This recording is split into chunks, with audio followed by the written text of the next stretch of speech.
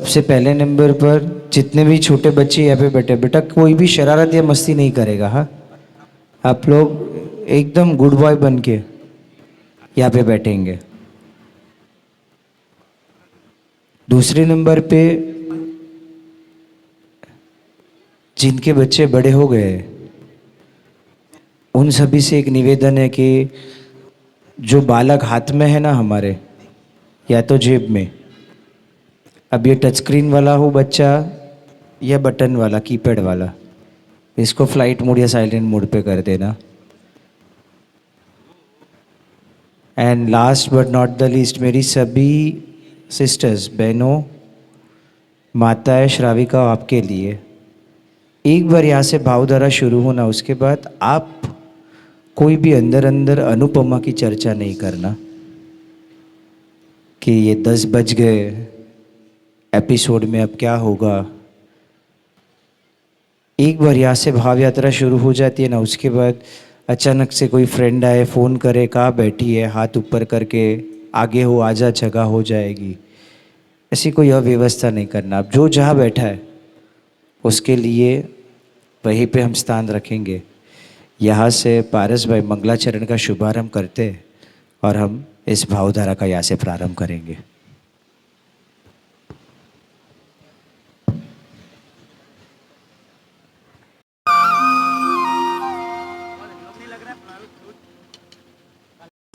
भगवान वीरो मंगलम गौतम प्रभु मंगलम स्तुली भद्राद्या जैन धर्मोस्तु मंगलम।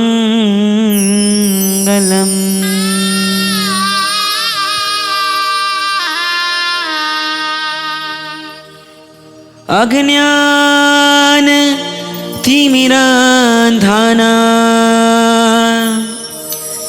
ज्ञानंजन शलाकया नेत्रमुन्मीलितं येन तस्मै श्री गुरवे नमः। तस्मै श्री गुरवे नमः। तमने प्रभु पामी पड़े पड़ परम शाता अनुभवो, हे नाथ तुझने छोड़ीने बीजे नथी मारे जवो। मारे जवो छे मोक्षमा मुझ मार्ग ने अजवाड़जो।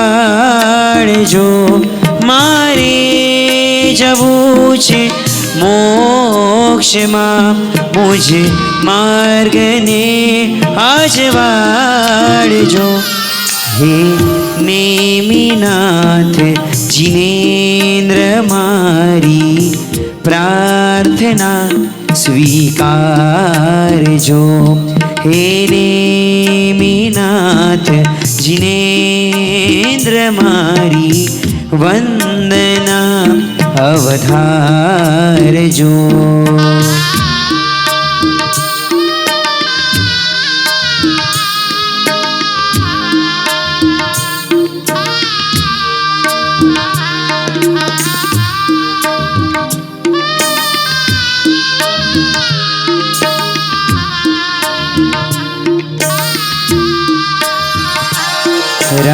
राजीमती तमने मनावा नाथ बल बलती हाथी तो ए तमे संयम तना संकल्प थी डगया नहीं। हे सत्व मूर्ति सत्वहीन असत्वहीन आप जो।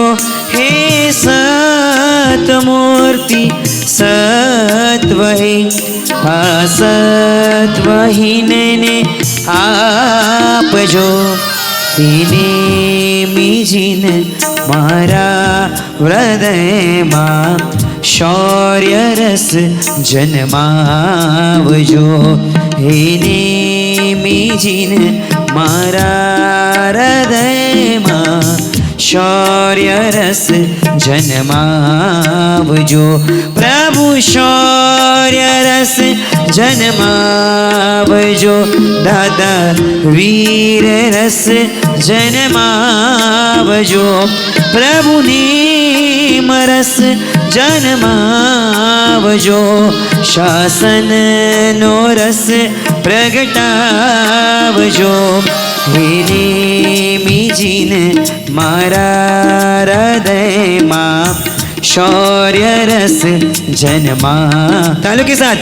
हिने मीजिन मारा हृदय मां शौर्य रस जन्मावजो। प्रभु वीर रस जन्मावजो। प्रभु शासन रस जन्मावजो।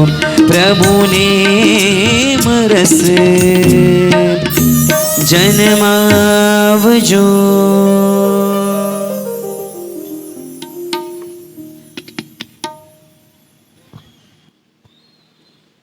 परमात्मा का नाम लेकर हमारी आज की इस मंगल धारा का शुभारंभ करते हैं।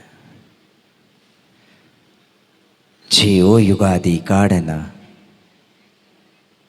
पहला ज राजेश्वर थया। जीओ युगादि काढ़ना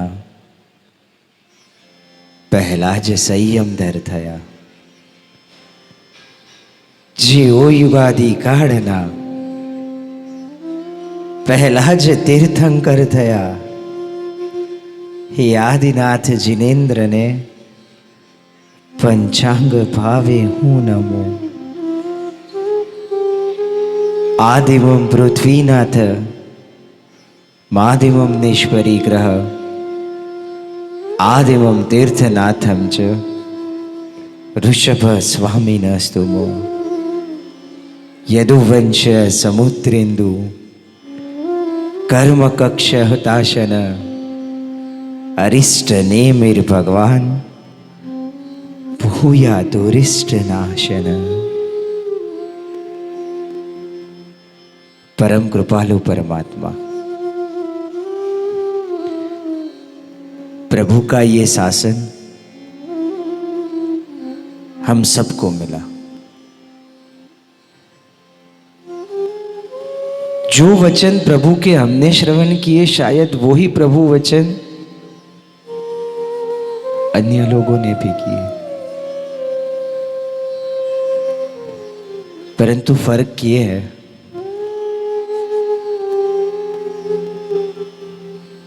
हम सब प्रभु को तो मानते हैं, परंतु हम प्रभु का कितना मानते हैं आज ये तय करना है। ईश्वर यानी भगवान को मानना और उस भगवान का मानना, इसमें फर्क केवल एक शब्द का है, परंतु दूरी बहुत बड़ी है। आज तक हमने भगवान को माना, परंतु भगवान का आज तक हमने कितना माना आज ये तय करना है। युवा वर्ग यहाँ बैठा है, एक आज का जनरेशन। हम अक्सर ये प्रश्न करते हैं कि ऐसा तो ये परमात्मा और इसके शासन ने हमारे लिए किया ही क्या है। खाली सोचिए कि प्रभु के शासन की हमारे पर कृपा कितनी। 1936 1936 में खेले जाना वो ओलंपिक्स जर्मनी के अंदर। भारत तो तब अंग्रेजों की गुलामी में था। एक सामान्य सूबेदार ध्यानचंद नाम का वो आदमी एक टीम को लेकर जाता है।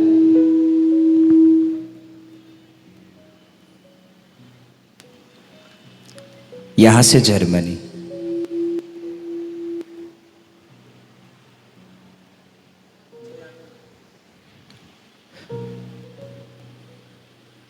भारत का नेतृत्व करने और ओलंपिक्स का वो खेल जिसमें ध्यानचंद भारत की टीम को लेकर जाता है।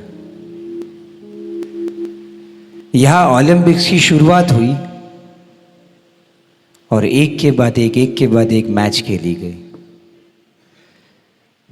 जितनी भी मैच भारत के साथ थी, हर एक का परिणाम ये था, भारत जीतता था, सामने वाली टीम हार जाती थी। और तब एक नाम ऐसा था जो सारे जर्मनी में चर्चित हुआ और वो था मेजर ध्यानचंद। ये ध्यानचंद का खेल ऐसा था कि वाकई मीडिया वाले कहते थे कि सच में जीवन में अगर खेल देखना हो तो एक बार ये ध्यानचंद को खेलते देखना चाहिए। तब जर्मनी में एडोल्फ हिटलर का राज था, वो तानाशाही राजा था। जिस हिसाब से वहां ध्यानचंद का नाम लिया जाता था, हिटलर को भी एक बार इच्छा हुई कि मुझे भी इसका खेल देखना है। एक सामान्य खिलाड़ी और उसका खेल देखना बहुत बड़ी बात थी अपने आप में। रिजल्ट ऐसा हुआ, दादा चेंज करना है।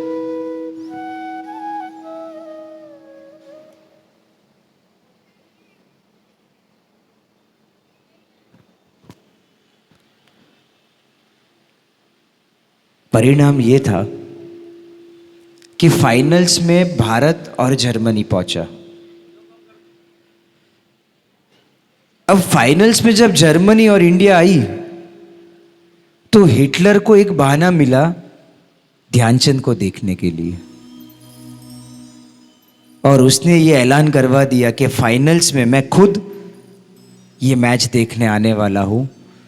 मेरे देश के खिलाड़ियों को उत्साह जगाने के लिए, उनको सपोर्ट करने के लिए आने वाला हूं। या मैच की शुरुआत हुई।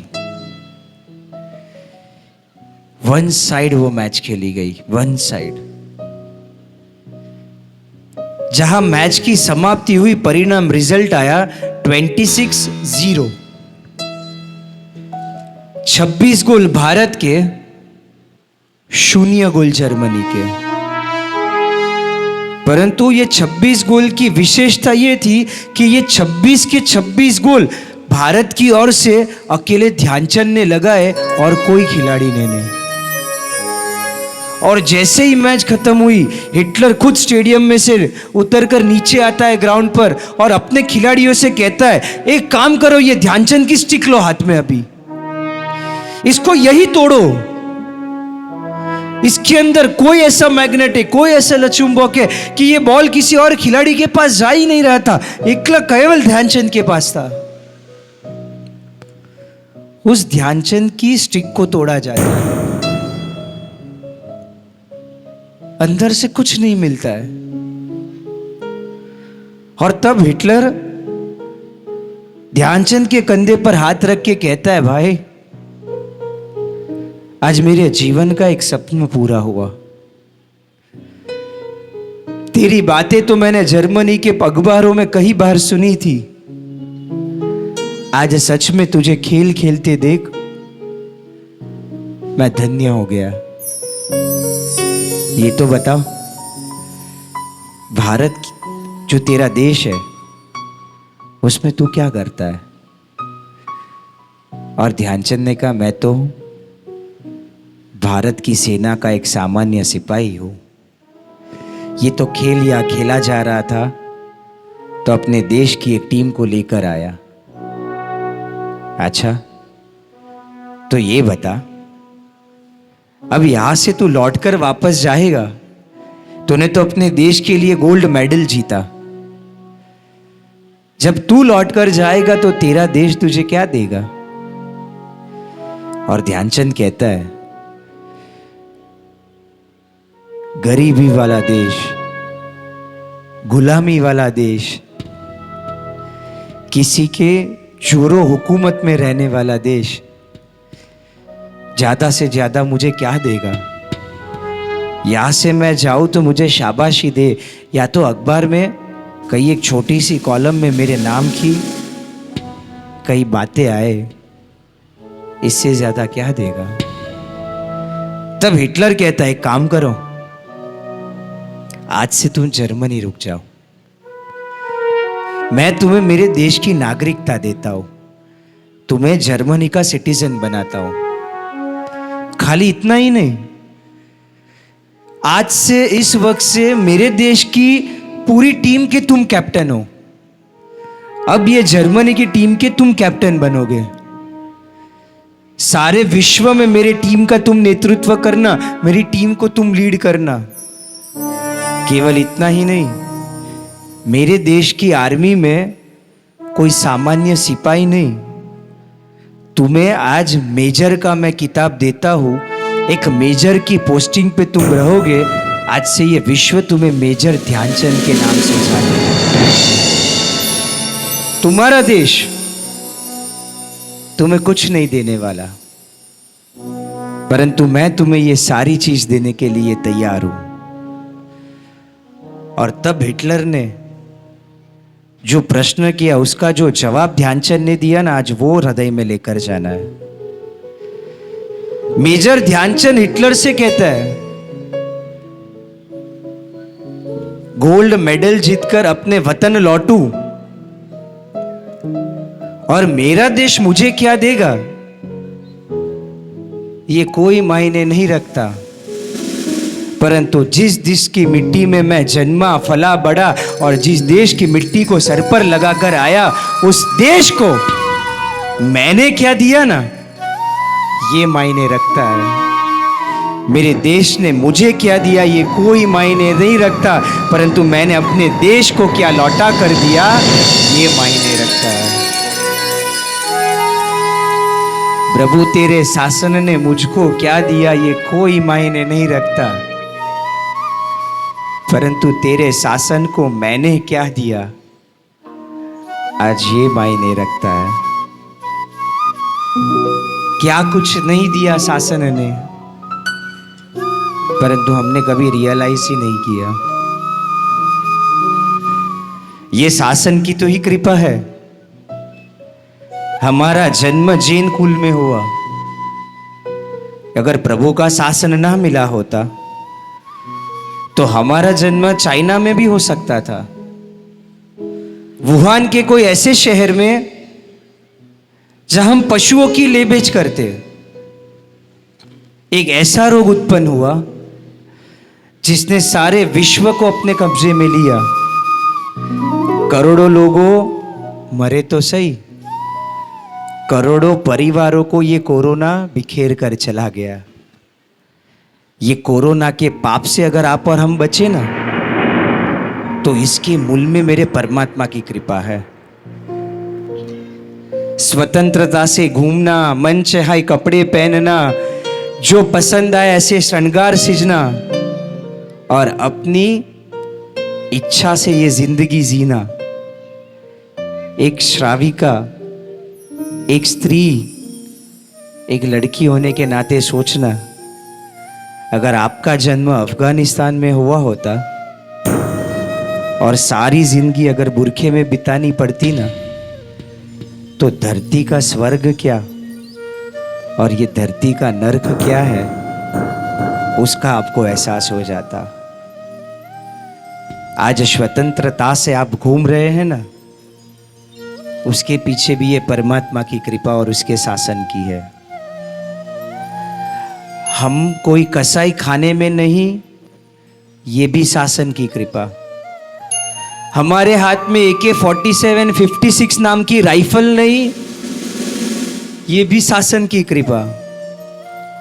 हमारा जन्म कोई गरीबी कोई झुपड़पट्टी में नहीं, ये भी शासन की कृपा।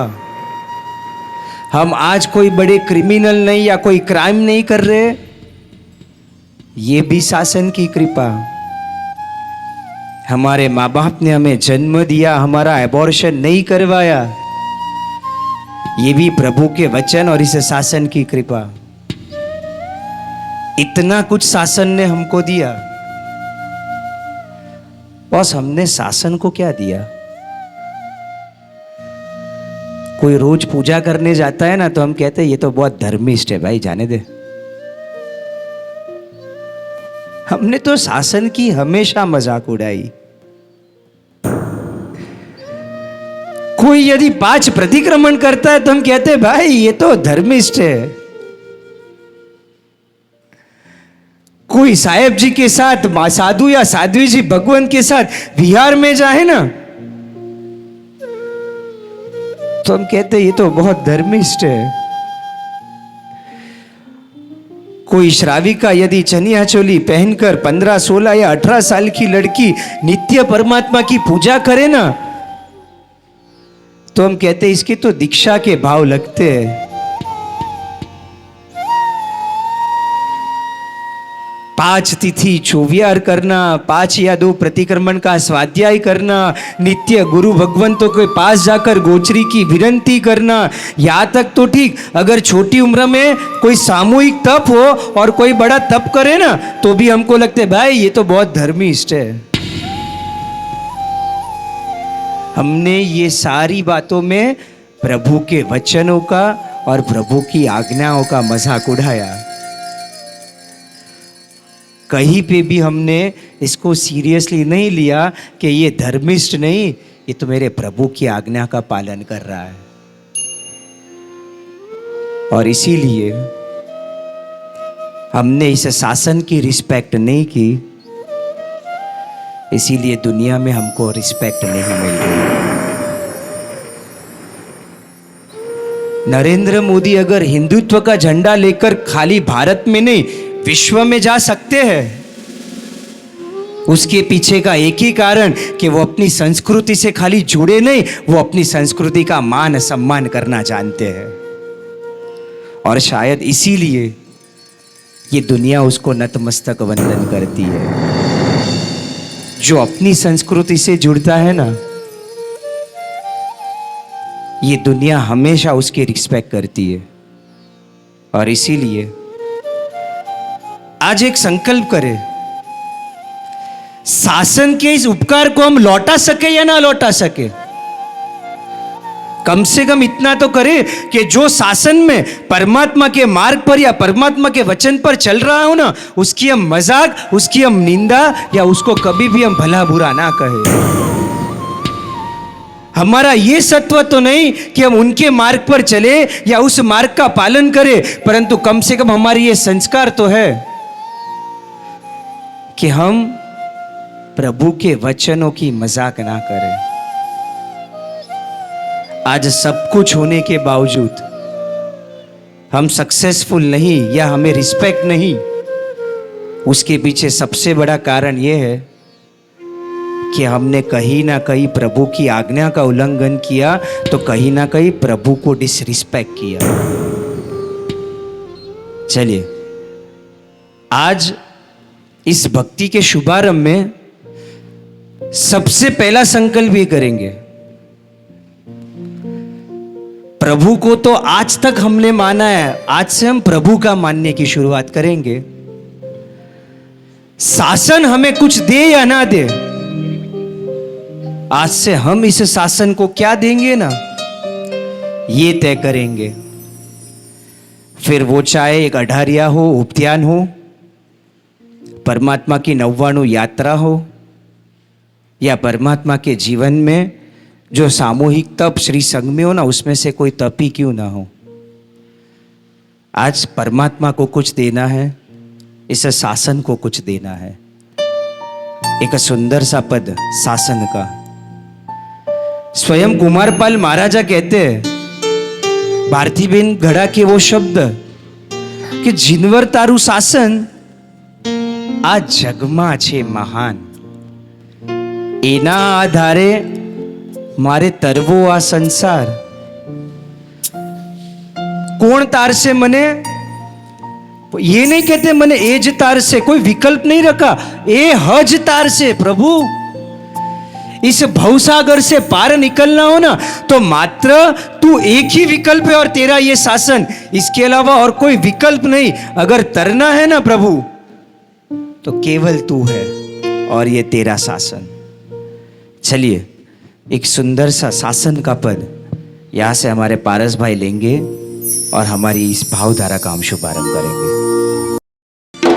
जय वंतुआ दई दीप्यमान। उसके पहले क्या शब्द थे?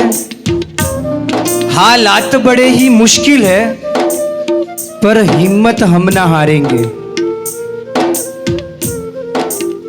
रोज पूजा करके तिलक लगाकर हम स्कूल में जाते हैं,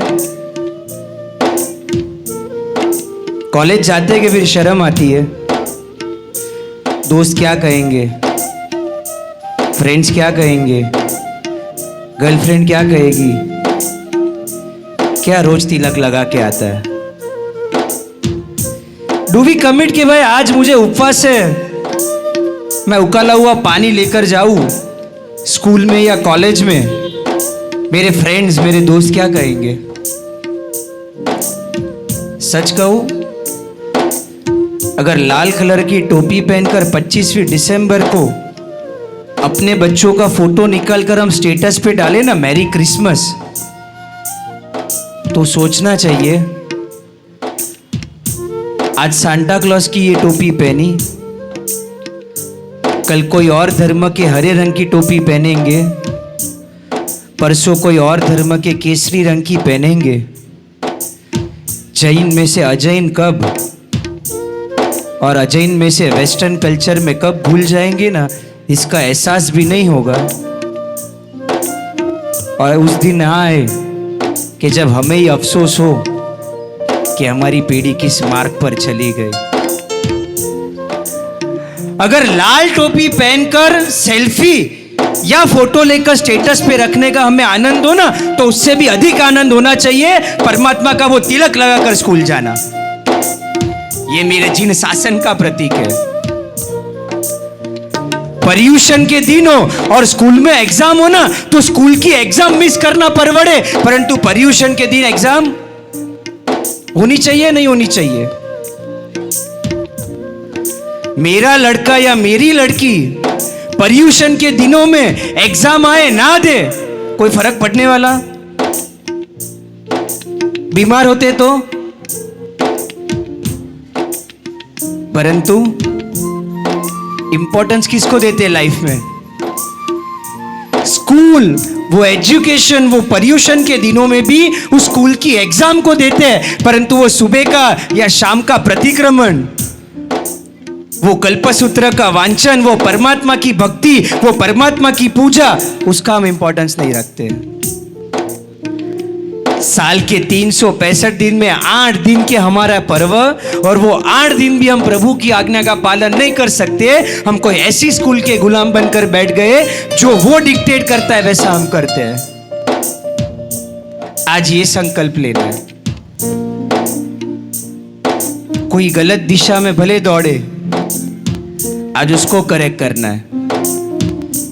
जयवंतुआ दई दीप्यमान। जिन शासन तो जयवंत है, परंतु जिन शासन की ये युवा पीढ़ी कितनी जयवंत है ना, ये आज सभा में बैठे माता पिता को सोचना है कि क्या हमारे संस्कार और क्या हमारा कर्तव्य है। पहले जिन शासन की ओर है, फिर जीवन में दूसरी और चीजों की तरह है। एक पद बहने मर्यादा में, भाई दोनों हाथ ऊपर करके हम साथ में मिलकर प्रभु शासन को ये संकल्प के साथ, जयवंतुआ दई दीप्यमान तारा वीरनो वीर। 4 प्रकार के धर्म मेरे परमात्मा ने बताए: दर्शन, ज्ञान, चारित्र और तप। सबसे पहले परमात्मा ने दर्शन को रखा, परंतु सबसे अंत में परमात्मा ने ना तप को बताया। तप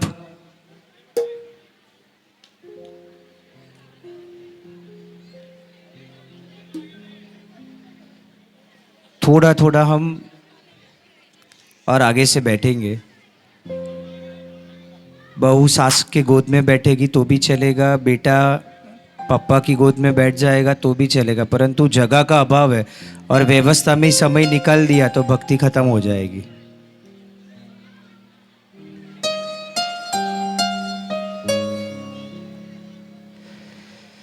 चार प्रकार के धर्म के मार्ग परमात्मा ने बताए, दर्शन, ज्ञान, चारित्र, तप। सबसे पहले दर्शन, परंतु सबसे अंत में परमात्मा ने क्या तप बताया। और तप प्रभु शासन की हर एक क्रियाओं के साथ जुड़ा है।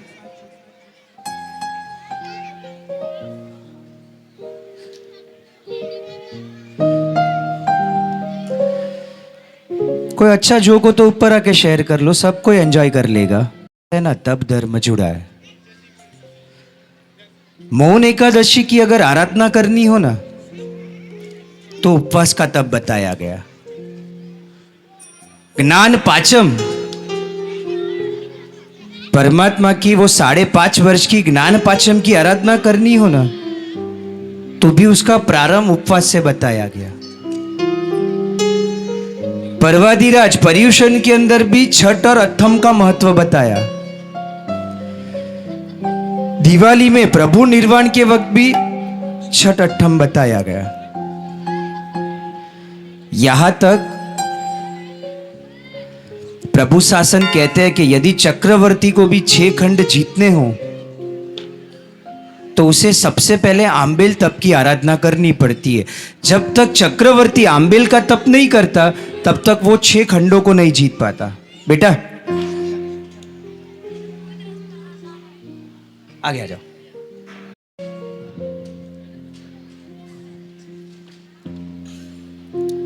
कोई भी परमात्मा ऋषभदेव से लेके वीर प्रभु तक सभी परमात्मा के 3 कल्याणक, दीक्षा, केवल ज्ञान और मोक्ष, ये तीनों कल्याणक के साथ भी तप धर्म जुड़ा है। कोई भी परमात्मा ने 4 वक्त खाना खाकर दीक्षा नहीं ली, कम से कम 55, छठ और अट्ठम कथा हर एक परमात्मा को दीक्षा के वक्त। केवल ज्ञान की प्राप्ति के वक्त कोई प्रभु को 11 उपवास, किसी को 16 तो किसी को मासक श्रवण। यहां तक कि निर्वाण के वक्त मोक्ष में जाने वाले थे तभी भी कोई शास्त्र में ऐसा नहीं बताया गया कि कोई परमात्मा खाते खाते मोक्ष में गए। मोक्ष के पहले भी हर एक परमात्मा को भी तप था, यानी कि तप प्रभु शासन की हर एक क्रियाओं के साथ जुड़ा है। दान, शील, तप, ये 3 वस्तुओं में दान से कर्म निर्जरा हो या ना हो, शील से कर्म निर्जरा हो या ना हो, परंतु तप करने से कर्म निर्जरा होती और होती है। और सच कहूं, ये जितने तपस्वी बैठे हैं ना सिद्धि तप के सबसे बड़े 3 फायदे हैं। पहले नंबर पे तप करने से हमारी जात प्रसन्न रहती है और उसका कारण है, पहली, दूसरी, तीसरी बारी तक तो नहीं, चौथी, 5वीं बारी के बाद हम ऑफिशियली डिक्लेयर करते कि भाई हमें सिद्धि तप का चौथी बारी का चौथा उपवास है या 5वीं बारी का आज पहला, दूसरा या तीसरा उपवास है। और जैसे जैसे ये बात, ये समाचार सारे रिश्तेदारों में फैलती है, लोगों के फोन कॉल्स जो संग में भी मिलते हैं, हमें साता पूछते हैं, साता मचो ने, साता में हो ना। कोई हमारी खबर पूछे, कोई हमें साता पूछे, सबसे बड़ा हमें आनंद होता है। हम कहते हैं ना, देव गुरु धर्म पस है, क्योंकि तब से सबसे बड़ा फायदा ये है कि एकदम पूजा करने जाए ना, जो हमको कभी नहीं बुलाते वो भी हमको बोले ना साता में, तो हम भी सोचते इतने सालों से रहती है यहाँ पे, रोज सामने से मिलती है ना, कभी मुंह के सामने कुछ बोलती नहीं या घास भी नहीं डालती, ये तप का प्रभाव। आज इसने मुझे साता पूछी। तप का सबसे बड़ा फायदा, पहला, जात प्रसन्न होती है। तप का दूसरा फायदा यह है, तप करने से जगत के जीव प्रसन्न होते हैं, क्योंकि तप में खाने का समय कम होता है या खाने का समय शून्य हो जाता है। 4 वक्त खाना खाने के साथ कोई तप नहीं बताया गया। कम से कम बेचना, उससे कम एकाशना, उससे ऊपर अम्बेल, उससे ऊपर उपवास बताया गया। यानी तप करने से खाने का समय कम होता है, खाने की क्रिया कम होती है, खाने के टंक कम होते हैं, जगत के जीवों को अभयदान की प्रक्रिया शुरू होती है। तप का दूसरा फायदा, जगत के जीव प्रसन्न होते हैं। और तप का तीसरा और सबसे महत्वपूर्ण फायदा यह है कि सूर्य उगे से जो बोलकर हम परमात्मा की आज्ञा का पालन करके पचकान लेते हैं ना, पोरसी, 60 पोरसी या परिमुठ पे, जब कभी वो समय आए, वो समय की क्रिया का पालन करके 3 नौकर गिन के वो पचकान का पारना और सारी सामग्रियों का सेवन करना, प्रभु की आज्ञा का हम पालन करते हैं। तप करने से जात प्रसन्न हो, जगत के जीव प्रसन्न हो, मगर सबसे बड़ा फायदा यह है कि तप करने से मेरा जगतपति प्रसन्न होता है, क्योंकि प्रभु की आज्ञा का हम पालन करते हैं।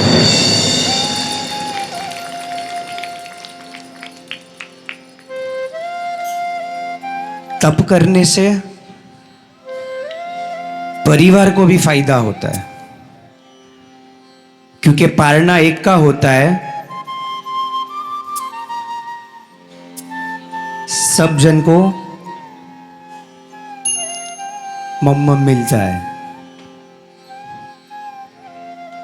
तप करने से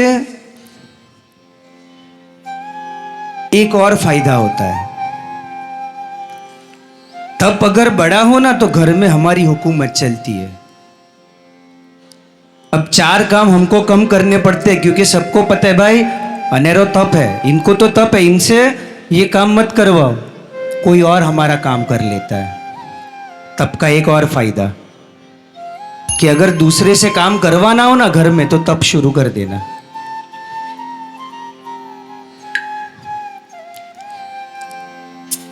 तप का एक और फायदा ये भी है,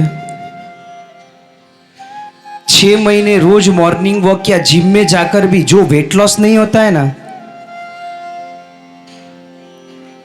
वो वेट लॉस तप में होता है। मैंने तो ऐसे कितने इंस्टा के ऊपर प्रोफाइल पिक्स देखे हैं, वो रोज वॉक करने जाती है, रोज exercise, keto diet, intermittent fasting, protein shake, salad, ये सब खाकर अपने आप पर अत्याचार करती है। और 1-1.5 महीने के बाद अगर 1 किलो वजन कम हो ना, तो पूरा ऐसे यूं करके फोटो निकालती है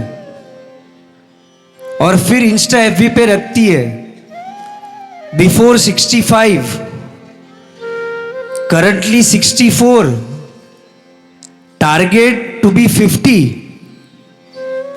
1-1.5 महीने में 1 किलो कम हुआ, 15 किलो तो कब जाके कम होगा, और लास्ट तक ये डाइट, ये रूटीन फॉलो होगा या नहीं, ये भी नहीं पता।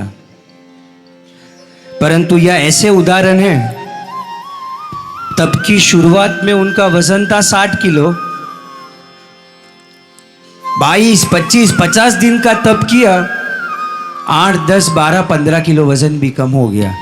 यानी तप का सबसे बड़ा फायदा ये है, 6 महीने का वो कोर्स, 6 महीने की वो सलाद डाइट, 6 महीने की वो जिम, 6 महीने का वो एक्सरसाइज, जो रिजल्ट नहीं देता ना, वो 1 महीने का तप रिजल्ट लाके दे देता है।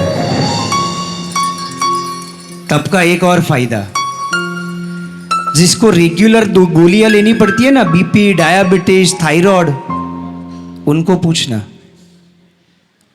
तप करने से कहीं ना कहीं ये गोलियां, ये मेडिकेशन बंद हो जाता है। क्या पता, या कोई साइंटिफिक रीजन या परमात्मा के शासन की ही कृपा कहो। मेडिकल साइंस भी फेल है, परंतु जो तप करते हैं उनकी दवाई अपने आप कम हो जाती है, सेहत अच्छी हो जाती है। और तप के ऐसे तो कई कितने लाभ और फायदे हैं, परंतु सबसे महत्व की बात यह है, जिन्होंने तप नहीं किया ना, उनसे पूछ रहा हूं, भाई तप हमारे से शुरू नहीं होता या तप हमारे से पूरा नहीं होता है? बोलो तो सही। तप शुरू नहीं होता या तप पूरा नहीं होता? क्या होता है? तप शुरू नहीं होता या तप पूरा नहीं होता? शुरू नहीं होता। संसार शुरू हुआ या नहीं हुआ? किसी का 21 पर तो किसी का 25 पर तो किसी ने 31 साल पे भी संसार की शुरुआत की या नहीं की? छोड़ दिया कि संसार शुरू नहीं होता, बैठे रहे अपने ही घरों में। अब शुरू होने के बाद ये संसार चाहे अच्छा लगे या बुरा लगे, पूरा कर रहे हैं ना, है ऑप्शन। बस ठीक इसी तरह तब शुरू करो, पूरा करवाने के लिए परमात्मा बैठे हैं। और जितने तपस्वी या बैठे ना आज, उनसे खाली इतना कहना है, ये सारे तप में कहीं पे भी मन में ऐसा विचार नहीं लाना कि ये तप मैंने किया है, इसका फल निष्फल हो जाएगा। ये तप आपने किया नहीं, मेरे परमात्मा ने आपसे करवाया है। आपके साथ और कितने लोग थे जिन्होंने ये तप की शुरुआत की, कोई ना कोई कारणवश या तो वो आगे नहीं बढ़ पाए या वो तप पूरा नहीं कर पाए। आप ये तप शुरू भी कर पाए, ये तप को आगे भी बढ़ा पाए और ये तप को पूरा भी कर पाएंगे ना, इसमें परमात्मा की कृपा है।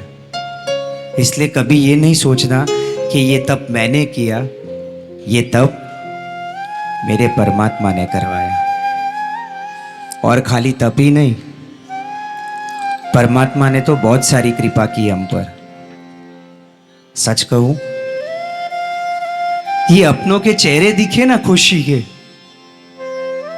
उसमें भी परमात्मा की कृपा है। आंख खुले, सूर्य उदय हो, सृष्टि के दर्शन हो, हमारे अपनों के चेहरे दिखे, उसमें भी परमात्मा की कृपा है। बिना मेहनत किए परीक्षा में अच्छे रिजल्ट आए ना, उसमें भी परमात्मा की कृपा। ना सोचा उससे भी अच्छा पति या उससे भी अच्छी पत्नी मिली ना, सुंदर परिवार ससुराल मिला, इसमें भी परमात्मा की कृपा। हमारे से तो कई गई मेहनत और लोग करते, हम तो कम मेहनत करके फिर भी लाखों कमाते, इसमें परमात्मा की कृपा। सच कहो, जो मजदूर रास्ते पे काम करते उतनी मेहनत हम करते हैं। अगर मेहनत का फल मीठा हो तो हमसे ज्यादा उनको मिलना चाहिए ना। हम तो उनसे कई गुनी कम मेहनत करते हैं, फिर भी हम इतना कुछ कमाते हैं, इसमें परमात्मा की कृपा। कोई ग्रेजुएट डबल डिग्री लेने के बावजूद भी अच्छी नौकरी नहीं पाता, कोई खाली 10वीं पास होकर भी अच्छे से अच्छा व्यापार करता है, इसमें भी परमात्मा की कृपा। अगर शिक्षण में संपत्ति होती तो ये पढ़े लिखे हमसे कई गुना ज्यादा कमाते बॉस। हम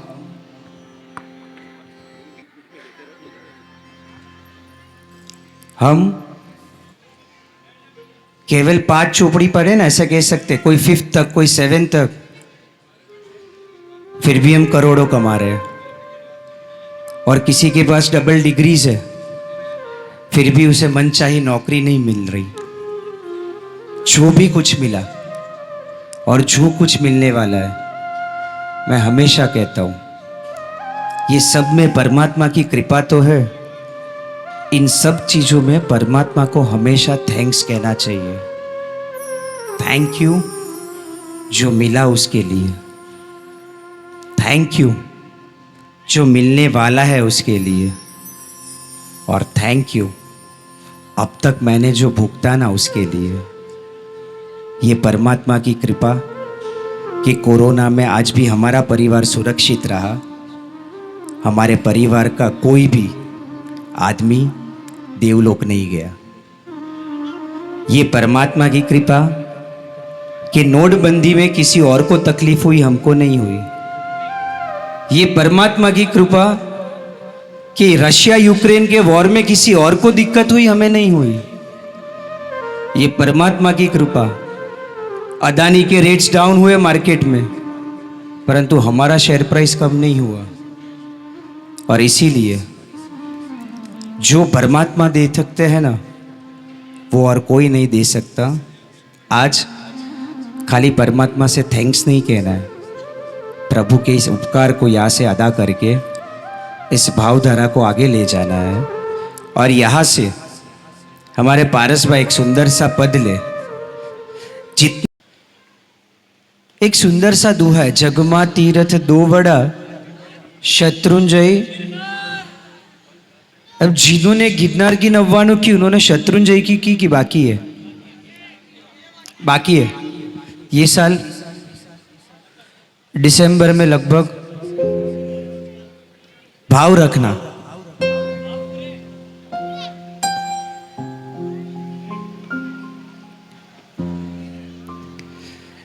यहाँ पे गिरनार का फोटो आ सकता है क्या एलईडी में?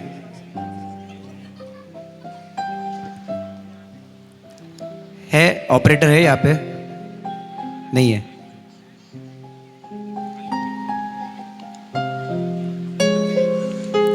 विश्व का ये एकमात्र ऐसा तीर्थ है जहां परमात्मा पश्चिम अभिरूप है, यानी पश्चिम दिशा में बैठे हैं। बाकी विश्व के बाकी सारे जिनालय और तीर्थों में, यहां तक कि अपने गांव के भी जिनालय में, भगवान या तो उत्तर दिशा में बैठे होंगे या तो पूर्व दिशा में। बेटा बैठ जाएंगे,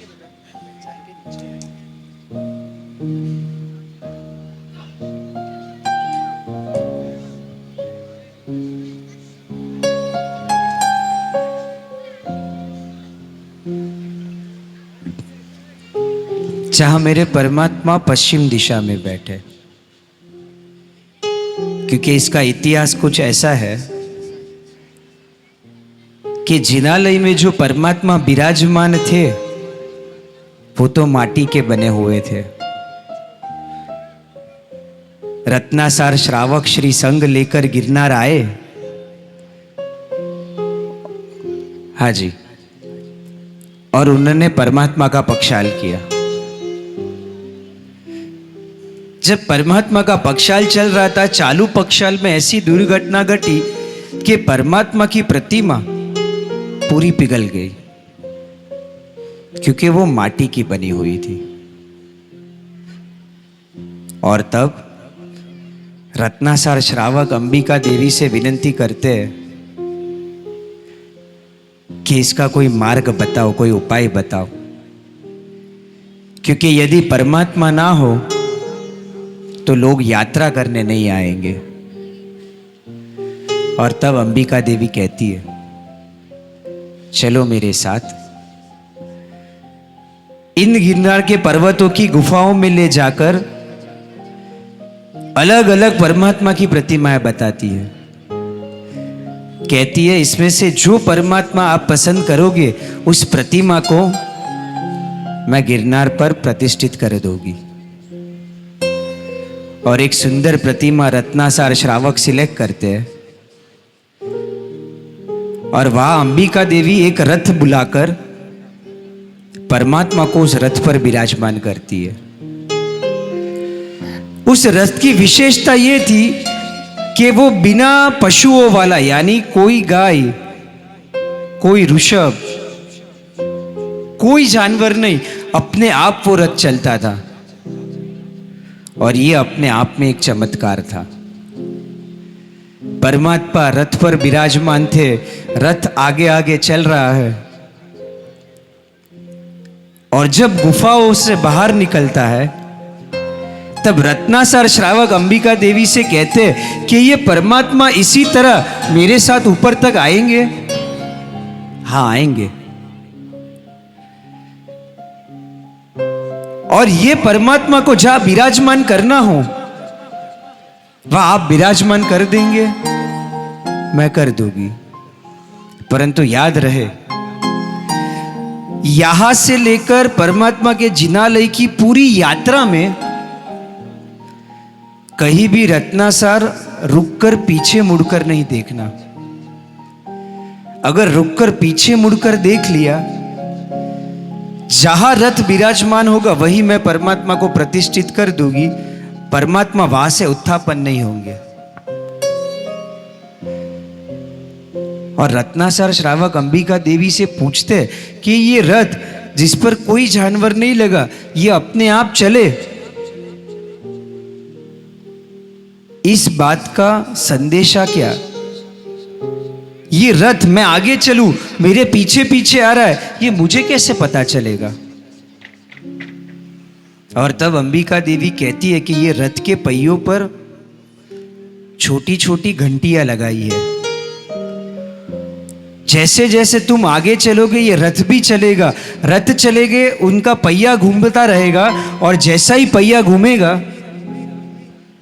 उस घंटियों का आवाज तुम्हारे कानों में आएगा। अंबिका देवी की विनंती को स्वीकार कर रत्नाकर वहां से निकलते हैं। चलते चलते गांव की ओर आते, गांव से तलेटी और तलेटी से दादा की यात्रा का शुभारंभ करते हैं। सारा गांव रत्नाकर और परमात्मा के साथ निकला है, क्योंकि लोगों के लिए भी एक चमत्कार था कि बिना पशुओं वाला रथ और इतने बड़े परमात्मा उस पर विराजमान। उन गिरनार के पर्वतों पर चढ़कर दादा की टूक पर पहुंचते हैं। मात्र 30 कदम दूर परमात्मा का जिनालय है और रत्नाकर श्रावक के अंतर में आनंद उठा कि आखिर में पहुंच गया प्रभु के जिनालय के पास। पांव रुके, मन में विचार उत्पन्न हुआ, जहां रत्नाकर के पांव रुके वहां रथ रुक गया। और रथ रुक गया इसलिए वो घंटियों का नाद, वो आवाज रुक गया। और रत्नाकर के मन में एक प्रश्न उत्पन्न हुआ कि कहीं वो रथ वापस तो नहीं चला गया ना। इसलिए उसने पीछे मुड़कर देखा। जैसे ही पीछे मुड़कर देखा उसे आनंद हुआ, रथ भी है, परमात्मा भी है। 30 कदम आगे जाकर जो मंदिर में परमात्मा पहले विराजमान थे, जहां परमात्मा की मिट्टी की प्रतिमा थी, वहां जाकर अंबिका देवी से कहते हैं परमात्मा को यह विराजमान कर दो। और तब अंबिका देवी कहती है, मैंने कहा था रत्नाकर, पूरी यात्रा में रुककर कहीं भी पीछे मुड़कर मत देखना। 30 कदम पहले तुमने पीछे मुड़कर देखा ये रथ है या नहीं, जहां तुमने पीछे मुड़कर देखा वो रथ वही रुक गया। अब उस परमात्मा को वहां से उत्थापन करके यहां विराजमान करना मेरे हाथों में भी नहीं। अब क्या किया जाए? जहां परमात्मा विराजमान है ना, वहीं पे परमात्मा का जिनालय बनाना पड़ेगा। ये विश्व का एकमात्र ऐसा जिनालय हुआ जहां परमात्मा पहले विराजमान हुए और पूरे जिनालय की शुरुआत हुई बनाने की। और इसीलिए जिन्होंने गिरनार की यात्रा या गिरनार की नौवाणु की है उनको पता होगा कि शत्रुंजय के ऋषभदेव परमात्मा और गिरनार के नेमनाथ परमात्मा में ये अंतर है कि शत्रुंजय में जो ऋषभदेव परमात्मा है, परमात्मा का हम यदि अंगलूछन करें ना तो परमात्मा के पीछे से भी हम पूरा अंगलूछना निकाल सकते हैं। परंतु गिरनार के नेमनाथ दादा के पीछे से अंगलूछना निकालना हो तो पॉसिबल ही नहीं है, क्योंकि ये दादा दीवाल के साथ, ही स्टिक टू द वॉल, हमारी भाषा में कहे ना दीवाल से लगकर चिपके हुए हैं। क्योंकि पहले परमात्मा विराजमान हुए और फिर परमात्मा का जिनालय बनाया। एक ऐसा जिनालय जहां विज्ञान ने इतनी तरक्की कर ली, फिर भी एक छोटा सा इलेक्ट्रिक बल्ब भी हम उस जिनालय में नहीं लगा सकते। सुबह दोपहर शाम मात्र दिए के प्रकाश में ही परमात्मा के दर्शन कर सकते हैं। आज से 84,692 साल पहले, 84,692 ईयर्स पहले रत्नासार श्रावक ने ये परमात्मा को वहां पे खाली विराजमान किए, ऐसा नहीं, इस परमात्मा की वहां पर प्रतिष्ठा करवाई। उस दिन से लेकर आज दिन तक ये तीर्थ के जीर्णोद्धार हुए, परंतु ये परमात्मा की कभी भी पुनः प्रतिष्ठा नहीं हुई। वर्तमान विश्व की सबसे प्राचीन प्रतिमा तो है, ये वर्तमान विश्व की सबसे प्राचीन प्रतिष्ठित परमात्मा की प्रतिमा है। और ये गिरनार के तो कई इतिहास है। जिन्होंने दादा की प्रदक्षिणा दी उनको पता है कि प्रदक्षिणा देते समय दादा के जिनालय के बराबर पीछे ऋषभदेव परमात्मा का जिनालय है। देखो ये फोटो में भी हम देख सकते हैं, एक ध्वजा ऊपर है, एक ध्वजा या नीचे है। मेरे दादा एक्चुअली ये देरासर में विराजमान है। ये तो जब हम बाहर से प्रदक्षिणा देना तब प्रदक्षिणा में एक छोटा सा देरासर आता है बराबर दादा के जिनालय को लग के।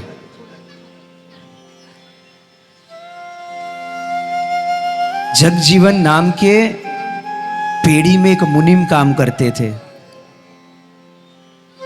उन्होंने 40 साल जो पेड़ी में आज हितेश भाई बैठते हैं ना, वो पेड़ी में सेवा दी, वो पेड़ी में काम किया। 40 साल, अब रिटायरमेंट की उम्र आई, आज आखिरी दिन है। शाम के 4 बजे उनका बेटा, उनकी बहू सब उनको लेने आए हैं। एक और सारे ट्रस्टी महाजन खड़े हैं और वो कहते हैं, मुनीम जी आपने 40 साल तक वफादारी से ये दादा की सेवा की और ये पेढ़ी का काम और कारोबार संभाला। कभी भी हमारे लिए कोई भी काम हो ना तो आप जरूर कहना। और मुनीम जी की आंख में से आंसू निकल रहे हैं। उनका बेटा पूछ रहा है, पिता क्या हुआ, क्या हुआ पिताजी बताइए तो सही। और तब वो मुनीम जी कहते हैं कि बेटा हमारे कर्म कितने कठिन होंगे, खाली सोचना। जहां लोग जीवन की कमाई लाकर छोड़ते हैं, कुछ दान देते हैं, उस पीढ़ी के पगार से मैंने तुम्हारा और मेरा पेट भरा। जहां लोगों को छोड़ने की इच्छा होती है, वहां से मैंने सैलरी ली। बेटा आज तो हम भाड़े के मकान में रहते हैं, कल शायद अपना मकान हो। मेरी एक इच्छा है तो पूरी करना। पापा क्या इच्छा है? जेब में से एक कागज निकाल कर देते हैं। बेटा ये 40 साल का हिसाब है, मैं जिस दिन से यहाँ लगा उस दिन से लेके आज दिन तक मुझे जो पगार मिला ना, जो सैलरी, उसका ये टोटल है बेटा। इसमें 4% ब्याज के साथ पैसा उमेड़ कर ये सारा पैसा पीढ़ी में वापस जमा करा देना। तीर्थ में लोग दान दे, वो दान से कभी भी घर नहीं चलाया जाता। ये दादा के उपकार को हमेशा वापस कर देना बेटा। ठीक है पिताजी। और कोई इच्छा? बेटा इच्छा तो है। मनुष्य की इच्छा तब खत्म होती है जब मनुष्य यहां से वीर गति को प्राप्त हो। जिंदगी के आखिरी सांस तक इच्छा होती है। पिताजी बताइए ना। बेटा मेरी एक इच्छा है कि यदि भविष्य में तेरी शक्ति हो ना तो जो देरियां है ना परमात्मा के आजू बाजू में, उसमें से कोई भी एक देरी का लाभ लेकर एक परमात्मा को वहां विराजमान करना। ठीक है पिताजी। 5 बजे वो रिटायर्ड हुए, बेटे के साथ घर गए। 2 साल का समय बीता और वो मुनीम जी अपने बेटे के साथ इसी गिरनार की पेड़ी में आए। जैसे ही मुनीम जी आए ना, पेड़ी के सभी सदस्य खड़े हो गए कि अरे मुनीम जी पधारो, कुछ काम होता हमें बुला लिया होता, कोई आवश्यकता होती हमें कह दिया होता, आपको आने की क्या जरूरत थी। तब मुनीम जी कहते हैं, प्यासा कुएं के पास आए, ये कुआं प्यासे के पास आए, काम मेरा था आपका नहीं। बोलिए, ये मेरा बेटा 40 साल की कमाई जमा करके लाया है, आज इस ऋण से मुझे अदा करो। ये पैसे पेड़ी में जमा करके मेरा कर्ज चुकते कर दो। और ट्रस्टी कहते हैं, ये तो एक इच्छा पूरी हुई, दूसरी इच्छा, आपको तो एक जिनालय, एक परमात्मा बनाने थे ना। और बेटा कहता है, वो पैसे भी जमा करके लाया हो, कोई भी एक छोटी देरी दे दीजिए, वहां मैं परमात्मा को विराजमान कर दूं। और तब पेड़ी कहती है, 40 साल तुम्हारे पिताजी ना परमात्मा के बाजू में थे, अब कोई जगह भी उसे मिले ना तो कोई ऐसी वैसी जगह नहीं, बराबर परमात्मा के बाजू में मिलनी चाहिए। कोई देरी में देरी या कोई देरी के अंदर परमात्मा को विराजमान नहीं करना। जहां परमात्मा का जिनालय विराजमान है ना, वो प्लॉट में कोई भी जगह तुम चुनो, वहां परमात्मा का जिनालय बनाना है, छोटी देरी नहीं बनानी है। और वो बेटा या मुनीम जी कहते हैं, मेरी शक्ति नहीं जिनालय बनाने की, मैं तो एक छोटी देरी बनवाने आया हूं। और तब बेटा कहता है कि पिताजी, ट्रस्टी ने कहा ना, महाजन कहते हैं, उनके शब्द को नकारो मत, करो दादा से विनंती, छोटी देरी नहीं पूरा जिनालय बनाएंगे। 1 साल की और मेहनत की, पैसा जमा किया, और जो ऋषभदेव परमात्मा का जिनालय हमने देखा ना, ये परमात्मा का जिनालय पीढ़ी में बैठने वाले एक मुनीम के बेटे ने अपने पिता की याद में मेरे दादा की टूक पर बराबर दादा के जिनालय के लग के ये ऋषभदेव परमात्मा का जिनालय बनवाया। ऐसे 14 टूक है गिरनार पर, 14 जिनालयों के कोई ना कोई इतिहास है, परंतु हमें नहीं पता है। परंतु एक चीज है, हम जब कभी गिरनार जाते हैं ना और नेमनाथ दादा के दर्शन करें ना, तो एक पद हम सबको याद आता है और वो है नेम रस। और जब नेम रस याद आता है ना, तो याद कौन आता है? जोर से तो बोलिए, पारस भाई। मैं अक्सर कहता हूं, अगर जस्टिन बीबर यहां पर आवे ना, तो हम शायद 2000 के पासिस लेंगे। अरिजीत सिंह आए ना, तो भी हम 1000 के पासिस ले लेंगे। पर अगर हम कहें ना कि पारस भाई आ रहे,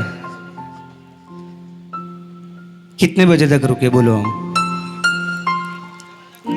मैं 12, 12:30, 1 बजे तक संवेदना करता रहूं ना, लोग वहां से आके मुझे बोलते जाएंगे, संवेदना कम करो भक्ति कराओ, संवेदना कम करो भक्ति कराओ। और उसमें भी नीचे लिख के भेजेंगे कि हमको नेम रस सुनना है, और मैं लास्ट में बिना नेम रस गवाए चले जाऊं तो नहीं ना। अरिजीत सिंह आवे और केसरिया तेरा ना गावे, बराबर ना। हम तो उसके लिए बेताब होते हैं ना कि वो अभी गाए केसरिया तेरा, बस ठीक उसी तरह। कल धमतरी में हुई, सुबह दल्ली राजा में हुई, आज तीसरी भाव यात्रा बालाघाट पर। हर एक जगह मैंने कहा, आज फिर से कहता हूं, आपके जीवन में कोई रोल मॉडल होना चाहिए, और वो रोल मॉडल ऐसा होना चाहिए जो खाली आपके जीवन को स्पर्श करे, ऐसा नहीं, आपके जीवन में परिवर्तन लाए। कई लोगों ने सुना होगा, किसी ने नहीं भी सुना हो या नहीं पता हो, फिर से कहता हूं, हमारे पारस भाई ना व्हाट्सएप यूज करते हैं, ना इंस्टाग्राम पे उनका कोई पेज है, ना एफबी, ना ट्विटर। 4G और 5G के इस युग में वो आईफोन 14 यूज करते हैं, परंतु फिर भी सोशल मीडिया से कोसों दूर है। क्योंकि वो मुझे हमेशा कहते कि ईशान, नेट फ्री है या हम फ्री है ना, वो ही नहीं पता इस दुनिया में। इंटरनेट का डेटा फ्री मिल रहा है कि हमारे पास टाइम ही उतना है कि उसी में हम टाइम पास करते रहते हैं। इससे बाहर आने की ज़रूरत है, इससे बाहर निकलने की ज़रूरत है। हम यहाँ पे आए ना, आज क्या है, 14। काफ़ी युवान जहाँ हम ठहरे हैं ना, वहाँ पर आए। जैसे आए ना, सबको एक चीज़ तो पता थी, सब आर्टिस्ट अवेलेबल होंगे, ईशान भाई मिल जाएंगे, परंतु पारस भाई क्या कर रहे होंगे? जोर से बोलिए। प्रतिक्रमण। उसके जीवन में अगर ये नियम हो, सुबह और शाम प्रतिक्रमण करना, चाहे कॉन्सर्ट हो, प्रोग्राम हो, भक्ति हो, संगीत संध्या हो, जीवन की हर एक आराधना चलती रहे, परंतु अगर स्व की क्रिया ना हो तो ये भक्ति, ये आराधना कोई काम की नहीं। पूरा 14 का बड़ा प्रतिक्रमण उन्होंने किया आज। हम तो संवत्सरी प्रतिक्रमण में भी अंतिम काउसक में किसी को छींक आवे और फिर से 4 लोगस का काउसक करना पड़े और प्रतिक्रमण 10 मिनट लंबा हो जावे ना, तो भी व्याकुल हो जाते हैं। ये तो अकेला करता है, कैसे ये प्रसन्न रह पाता होगा? हाँ, खाली इतना ही नहीं, मैंने कल कहा था, मैं आज फिर से कहता हूं, कल सुबह हमारी नागपुर से फ्लाइट है। हम एयरपोर्ट जाएंगे ना, वहां पे एक प्रेयर रूम होता है, हर एक एयरपोर्ट पे मैंडेटरी है। वो प्रेयर रूम बेसिकली एक कम्युनिटी के लिए बनाया गया है कि वो वहां जाकर अपने खुदा की इबादत को पा सके। उस प्रेयर रूम में जाकर धोती खेस पहनकर आचार्य भगवंत को सामने विराजमान करके इचकारी भगवान, पसाई करी, सामायिक दंडक, उचरा ओजी, ये नाद देने वाला अगर कोई हो ना, तो ये पारस है।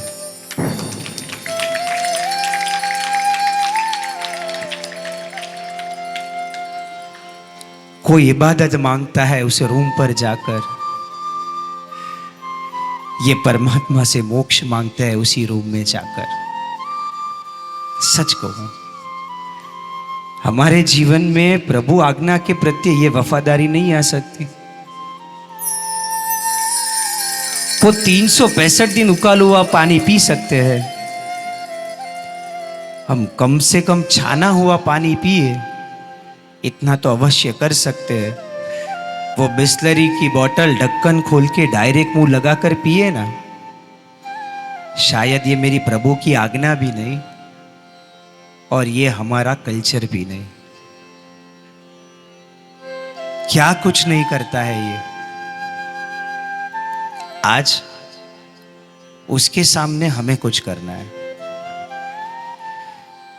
हमारे अशोक भाई ने आज की पूरी इवेंट फ्री ऑफ कॉस्ट रखी है, कोई पासिस नहीं रखे, परंतु पारस भाई का प्रिंसिपल बहुत क्लियर है कि नेम रस किसी को फ्री ऑफ कॉस्ट नहीं देना। ईशान भाई, अगर नेम रस सुनना है तो कोई ना कोई अभिग्रह संकल्प लेना जरूरी है और अवश्य भी है। अब क्या लेना, कैसा लेना, वो आपको तय करना है। 5 तिथि चौवियार, रात्रि भोजन का त्याग, OTT वेब सीरीज का त्याग, इंटरनेट के उस प्रदूषणों का त्याग, या जीवन का कोई भी एक पाप आप चुन लो जो आप करते हो, आपको पता, परंतु सच में वो पाप करना चाहिए या नहीं, आज वो सोच के जाना। जितनी भी मेरी बहन बेटी है 3 संकल्प आपसे चाहता हूं। पारस भाई जो कहते हैं वो कह रहा हूं। सबसे पहला, मान मर्यादा में हम हमेशा सज धज कर निकलेंगे। कभी भी कोई ऐसे वस्त्र पहनकर नहीं निकलेंगे जो हमारे परिवार की मान और मर्यादा को शोभे नहीं। दूसरे नंबर पर, चाहे रिसोर्ट में जाए, क्लब में जाए, कहीं पे भी ऐसे कोई फोटोज, ऐसे कोई कपड़े हमारे नहीं होंगे कि वो हमारी प्रोफाइल पेज पे आए और व्यभिचार का हमें पाप लगे। और तीसरे नंबर पे, जीवन में जो भी करे ना, जाग कर करे, कभी भी कोई भी काम भाग कर ना करे। अगर इतना भी हम करेंगे ना तो आज सच में इनको कुछ देकर जाएंगे। करेंगे इतना, हमारा ड्रेसअप प्रभु आज्ञामय होगा, हमारा व्यवहार वर्तन वो प्रभु आज्ञामय। और जब कभी शादी करेंगे ना, जागकर समझकर हमारे कम्युनिटी कास्ट में करेंगे, कभी भी भागकर अदर कम्युनिटी कास्ट में नहीं करेंगे। अगर इतना भी मिला ना तो आज नेम रस सफल होगा।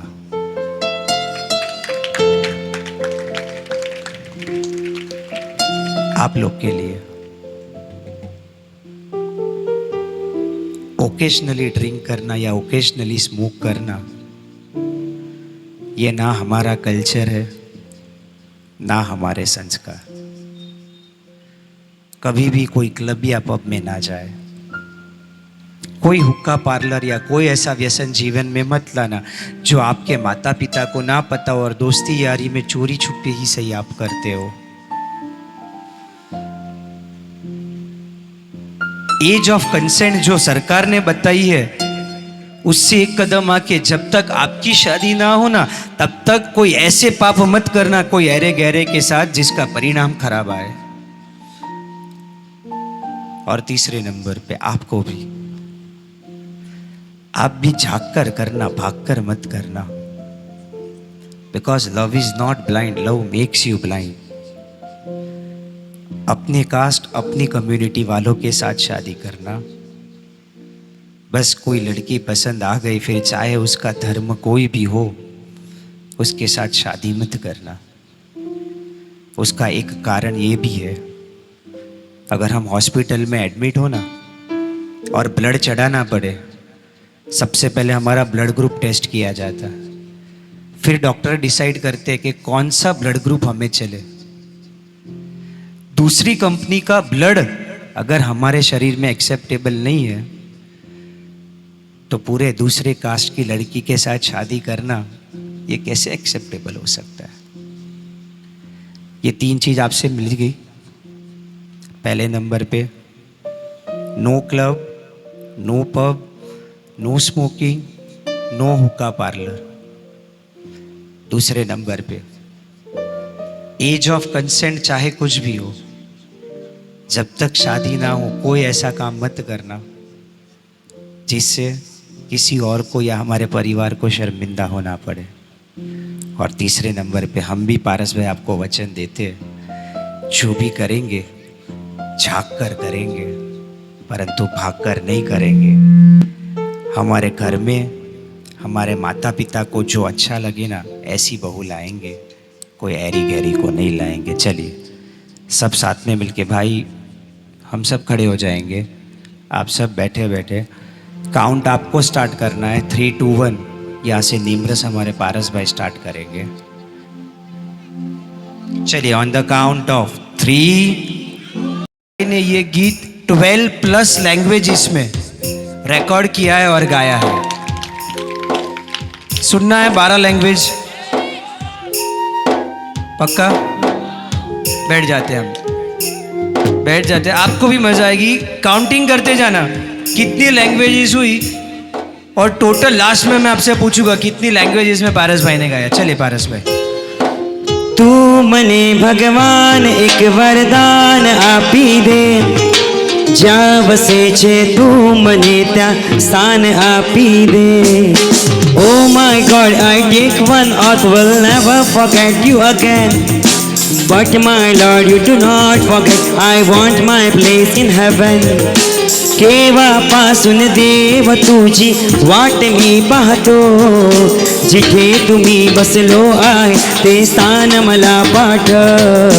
तू मुझे भगवान ऐसा एक वरदान दे, जहाँ बसा है तू प्रभु मुझे वहाँ पे स्थान दे। तू मोके निमनात प्रभु हकड़ो वरदान दीदे, जे जगया पर आए तू प्रभु मोके उते पहुंचाड़ी दे। भाई कितनी भाषा हुई अभी तक? 5 ना, सब जाग रहे, बराबर है।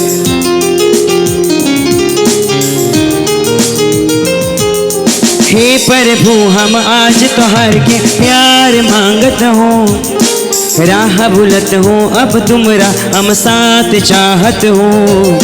तुम्ही आमाके एकटा आशीर्वाद दा, तुम्ही जेखाने बोसे आछो ओखाने आमाके जायगा दीदा। निन्नु ನನಗೆ ದೇವರು ಒಂದು ವರದಾನವೇ ನೀಡು, ಎಲ್ಲಿ ನೀನ ವಸವಿಡಿಯು ಅಲ್ಲಿ ಸ್ಥಾನ ನೀಡು।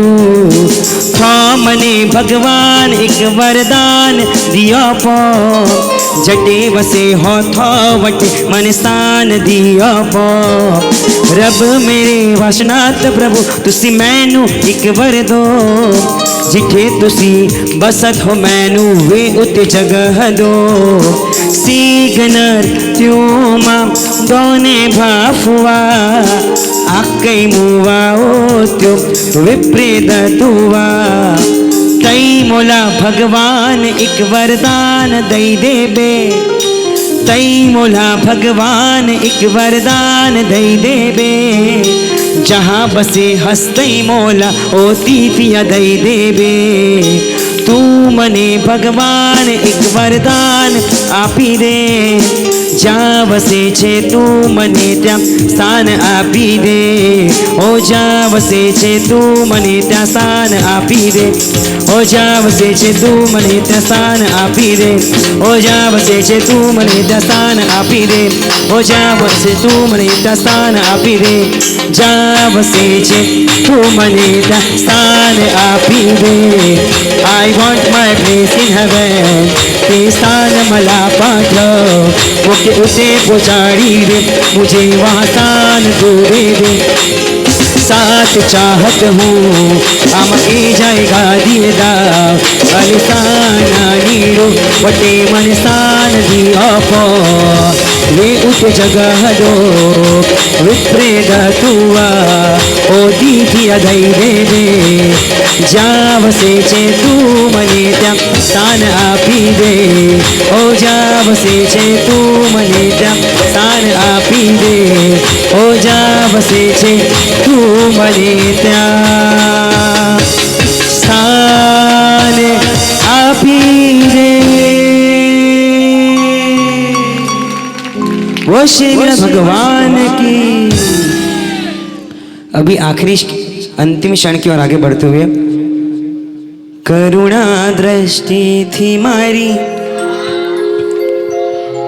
हो अमी दृष्टि थी मारी। भाई सभी की नजर स्क्रीन पे नीमनाथ भगवान का एक फोटो। हाँ, सामू जुओ ने मारी, सामू जुओ ने एक बार નેમ મારી સામો જુઓ ને, સામો જુઓ ને મારી સામો જુઓ ને, એક વાર નેમ મારી સામો જુઓ ને, કરુણા દ્રષ્ટિથી મારી સામો જુઓ ને, અમી દ્રષ્ટિથી મારી સામો જુઓ ને, સામો જુઓ ને મારી સામો જુઓ ને, નેમનાથ દાદા મારી સામો જુઓ ને, નેમનાથ દાદા મને પ્રાણોથી પ્યારા, મારા જીવનના તારણ હારા, નેમનાથ દાદા મને પ્રાણોથી પ્યારા, મારા જીવનના તારણ હારા, ગિરનારની ગોદમાં છે મુક્તિના શમણા, દૂર કરો મારી ભવો ભવની ભ્રમણા, ગિરનારની ગોદમાં છે મુક્તિના શમણા, દૂર કરો મારી ભવો ભવની ભ્રમણા, સંસારનો રાગ આ છૂટશે ક્યારે, સંયમનો વેશ મને મળશે ક્યારે, સંસારનો રાગ આ છૂટશે ક્યારે, સંયમનો હો મુક્તિનો હો નેમજીનો વેશ મને મળશે ક્યારે, નેમજીનો વેશ મને મળશે ક્યારે, ગિરનારથી મોક્ષ મળે એવું માંગુ, તારી હાથે ઓઘો મળે એવું માંગુ, સંસારનો રાગ છૂટે એવું માંગુ, ભવો ભવના ફેરા ટળે એવું હું માંગુ,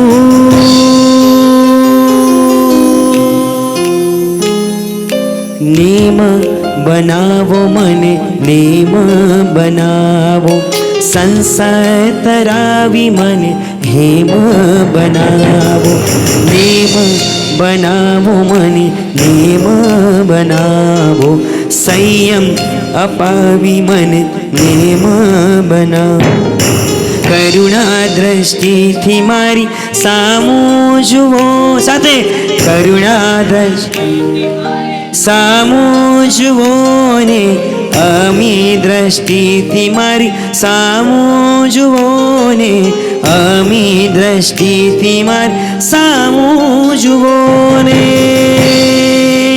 હાય સામો જુઓ ને મારી સામો જુઓ ને, નેમના દાદા મારી સામો જુઓ ને, સામો જુઓ ને મારી સામો જુઓ ને, એક વાર નેમ મારી સામો જુઓ ને, સેવક વિનવેશ કર જોડી, ફરી આવી હું દોડી, ઝુકાવી આંખને અંથી રજા આપો ને હવે થોડી, જવાનું મન નથી થાતું હો,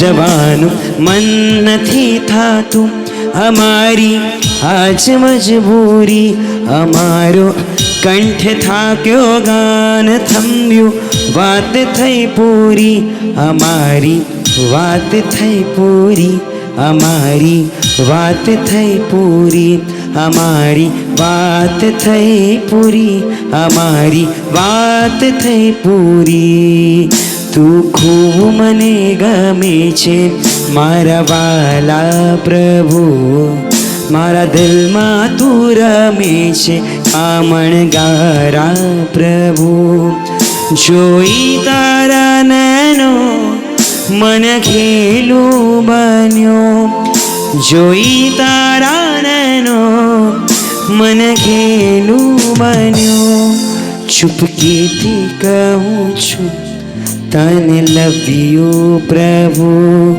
ચૂપકીથી કહું છું તને લવ્યું પ્રભુ. મુક્તિ તણું સરનામું તો હૈયાનો ધબકાર તું, ભક્તિ તણું સરનામું તું સરગમને સુરતાલ તું.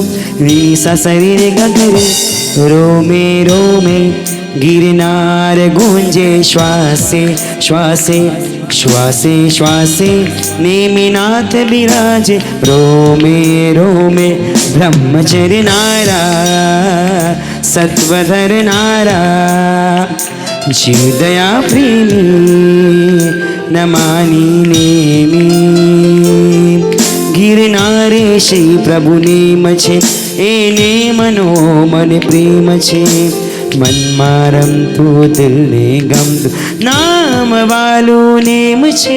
ગિરનારે શ્રી પ્રભુ નેમ છે એને મનો મને પ્રેમ છે, મનમાં રમતું દિલને ગમતું નામ વાલું નેમ છે.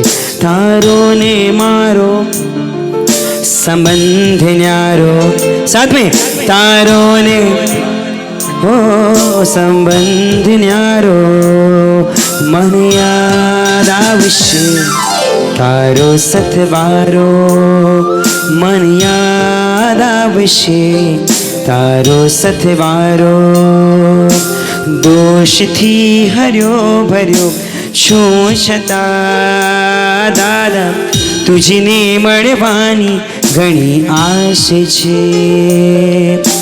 હું ભલે નિરખી શકું નાતને દાદા તું પરંતુ મારી આસપાસ છે. સંસારથી વેતીરથનો ગિરનારથી મુક્તિ પથનો, આખરી બાર સંસારથી વેતીરથનો ગિરનારથી મુક્તિ પથનો સતવાર છે કે મારો આધાર છે કે બસ. साथ में नेमरस नेमरस हो नेम नेम नेम नेमरस.